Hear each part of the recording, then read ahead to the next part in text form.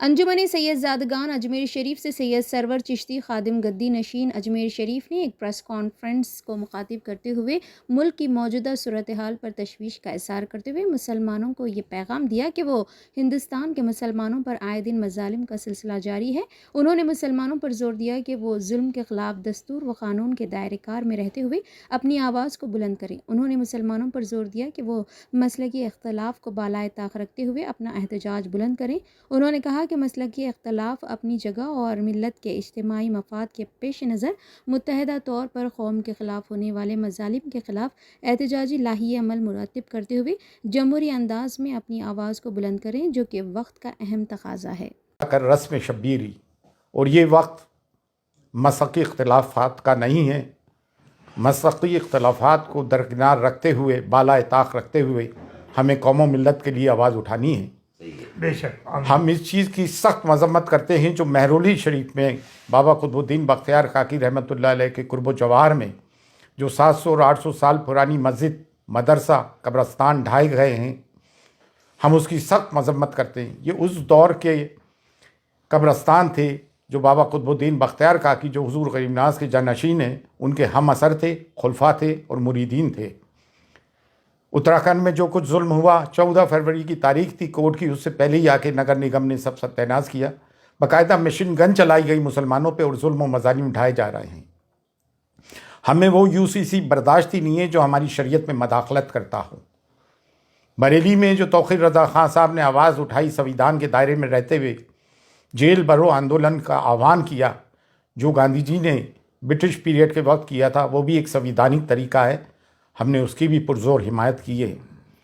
اور مفتی سلمان ازہری صاحب کو جو بندی بنایا گیا، ان پہ کیس لگایا گیا، ایسی انہوں نے کون سی بات کر دی تھی؟ اور ATS کو اس میں حائل کر دیا گیا۔ جب بھی کوئی مسلمان کوئی اپنے حقوق کی آواز اٹھاتا ہے، اپنے پہ ہو رہے ظلم کی آواز اٹھاتا ہے، تو اس کے تار پاکستان سے یا کسی بھی ٹیررسٹ آرگنائزیشن سے جوڑنے کی کوشش کی جاتی ہے۔ صبر کی، سہنشیلتا کی ایک انتہا ہوتی ہے۔ گزشتہ 10 سال سے میڈیا اینٹی اسلام اور اینٹی مسلم اس پر کارمند ہے، لوگوں کے دلوں میں زہر بھر دیا ہے۔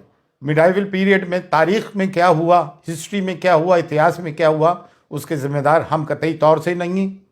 پارٹیشن کے ہم ذمہ دار نہیں، پھر ہمارے پر یہ مظالم اور ظلم کیوں اٹھائے جا رہا ہے؟ ہندوستان میں ڈائیورسٹی ہے، تمام پھولوں کا ایک گلدستہ ہے، صرف ایک گیندے کا پھول ہی کیوں؟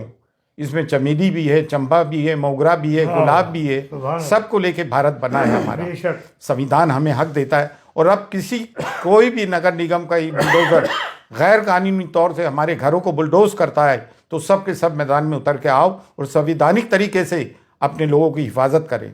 یہ بلڈوزر کی راجنیتی انہوں نے اسرائیل سے سیکھی ہے۔ پھر نیالیہ کس کام کے؟ عدالتیں، کورٹ کس کام کی؟ اگر تمام کام نگر نگم اور پولیس کر لے گی تو پھر عدالت کس کام کی؟ عدالتوں سے جو فیصلے آ رہے ہیں قانون کی روح سے نہیں آ رہے ہیں بلکہ آستھا کی روح سے آ رہے ہیں۔ تو اب مسلمان جائیں تو کہاں جائیں؟ اب درگاہ اور خانقاہیں، جن کا کہ سب میں بڑا گہوارہ ہے، جس کی بھارت میں سب میں زیادہ فالوئنگ ہے، آپ لوگ آواز کیوں نہیں اٹھاتے ہو بھائی؟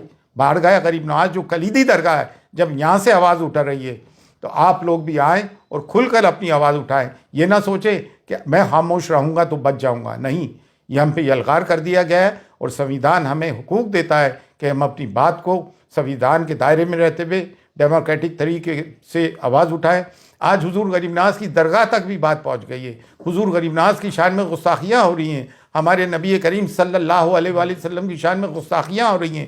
کب تک مسلمان برداشت کرے گا؟ اور اگر مسلمانوں کی عبادت گاہوں پہ بلڈوزر چلنے کے بعد بھی مسلمان چپ ہے تو اس سے بڑھ کے مرداری کیا ہوگی؟ لیکن الحمدللہ اب مسلمان جاگ گیا ہے، ہم سب جاگ گئے ہیں۔ بارگاہ حضور غریب نواز سے بھی صدا بلند ہوتی آئی ہے اور اب پرزور بلند ہو رہی ہے کہ اٹھو اور اٹھ کے ظلم کے خلاف آواز اٹھاؤ۔ اگر اپنے آپ کو حسینی کہتے ہو اور ظلم کے خلاف آواز بلند نہیں کرتے ہو تو تم کیسے حسینی ہو؟ مسلکی اختلافات اپنی جگہ ہیں، لیکن ملت کی بنیاد پر مسلکی اختلافات کو بالائے طاق رکھو اور جو لوگ بول رہے ہیں ان کی حمایت کرو، آؤ اور بولو مسلمانوں کے ظلم کے خلاف۔ فی امان اللہ، اللہ حافظ۔